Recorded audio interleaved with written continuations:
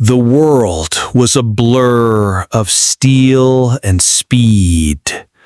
A low, thunderous roar ripped through the quiet afternoon, the sound of a freight train swallowing the horizon.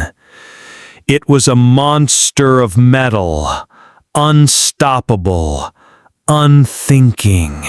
And directly in its path, a lone dog stood. His name, if he ever had one, was long forgotten. He was a creature of the fringes, a shadow in the alleyways, his fur a matted map of lonely roads. His ribs showed like ridges in the sand, and his eyes, dark and weary, had seen too much of the world's indifference.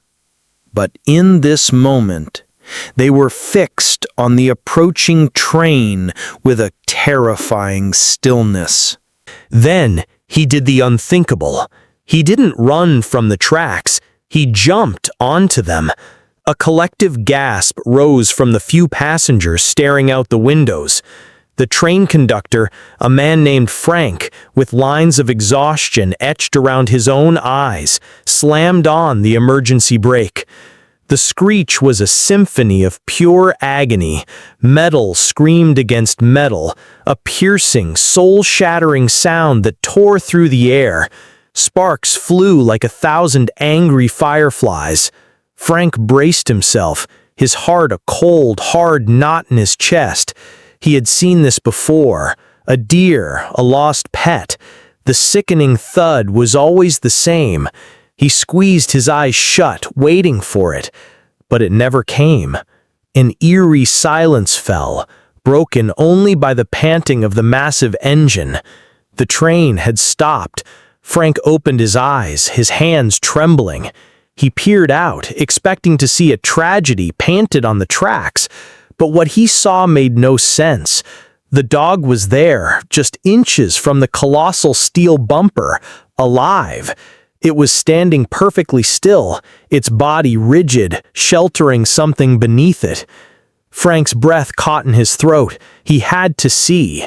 He clambered down from the cabin, his boots crunching on the gravel. The air was thick with the smell of hot metal and ozone. As he approached, the dog didn't growl. It simply lifted its head, its dark eyes meeting his, and in them Frank saw not madness, but a desperate, silent plea. Then he heard it, a faint, terrified whimper. Frank knelt slowly, his gaze shifting to the space beneath the dog. There, wedged between the cold, unforgiving steel rails, was a tiny puppy. Its paw was caught, trapped cruelly in the switching mechanism of the track. It was small, trembling, its eyes wide with a terror so profound it seemed to fill the air. The realization hit Frank like a physical blow. The dog hadn't jumped in front of the train to die. It had jumped to protect. It had used its own body as a shield, a living barrier against a 2,000-ton beast of steel, all for this tiny, helpless creature. It was an act of courage so pure, so profound, it defied all logic. "I'll be damned," Frank whispered, the words catching in his throat. Slowly, gently, he began to work. "It's okay, boy," he murmured to the big dog. "I'm here to help."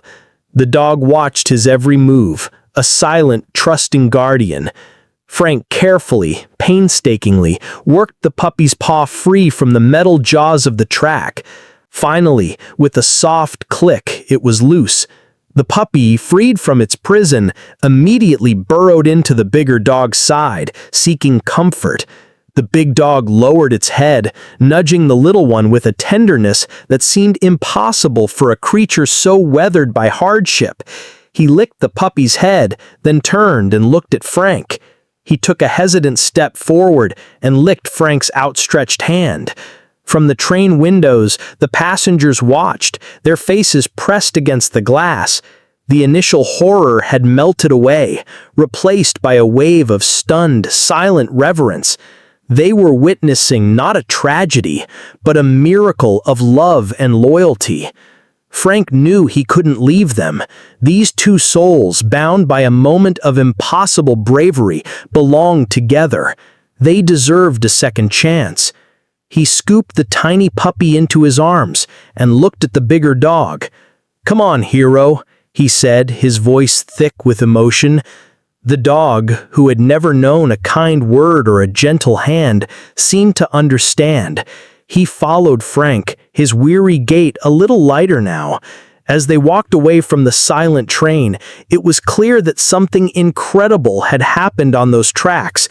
A dog had not just stopped a train, he had stopped the world for a moment, reminding everyone who saw it that the greatest love is often found in the most hopeless of places, and that courage,